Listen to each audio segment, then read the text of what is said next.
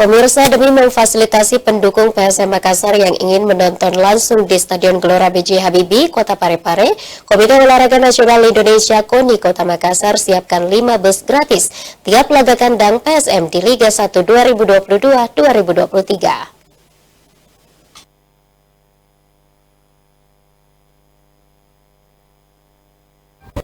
Komite Olahraga Nasional Indonesia KONI Kota Makassar menyediakan 5 bus bermuatan 30 orang secara gratis untuk para pendukung PSM Makassar. Bus tersebut disiapkan bagi PSM fans yang ingin menyaksikan langsung laga kandang PSM Makassar di Liga 1 2022-2023 di Stadion Gelora B.J. Habibie mulai hari ini. Laga kandang perdana PSM kontra Bali United yang digelar Jumat sore. Sebanyak 5 unit bus disiapkan untuk mengantar para pendukung setia Juku Eja yang telah datang sejak pagi untuk segera bertolak ke Kota Parepare. Ahmad Susanto, Ketua KONI Makassar, mengatakan hal tersebut dilakukan KONI untuk mendukung dan membantu para supporter PSM yang mayoritas berdomisili di Kota Makassar akibat Kota Makassar yang kini tidak memiliki stadion sehingga para pendukung harus ke Kota Parepare.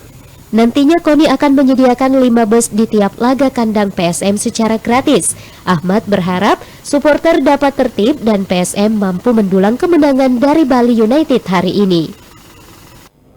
Kita menyiapkan 5 unit bus untuk mengantar dan memobilisasi teman-teman supporter PSM Makassar yang berkeinginan untuk mendukung langsung PSM Makassar di Stadion B.J. Habibie, yang kebetulan mungkin punya keterbatasan sumber daya dan mobilitas untuk ke stadion, sehingga kita memfasilitasi, dan alhamdulillah tadi sudah 2 bus sudah berangkat.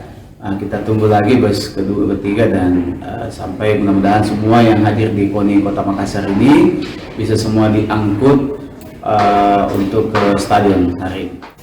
Bagi Anda yang ingin mendukung PSM di laga kandang selanjutnya, Anda tidak perlu mendaftar terlebih dahulu. Anda hanya perlu datang langsung ke kantor KONI Makassar yang terletak di Jalan Kerung-Kerung. Datang sebelum jam keberangkatan yang ditentukan KONI Makassar.